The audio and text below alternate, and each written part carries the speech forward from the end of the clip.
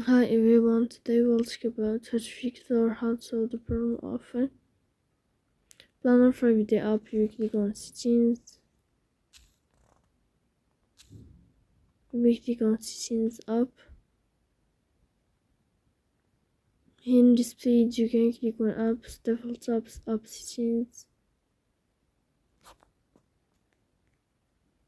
Sign out here. You go to apps, then you can search about Planner 5D app. Then you can click on first step and you can click OK.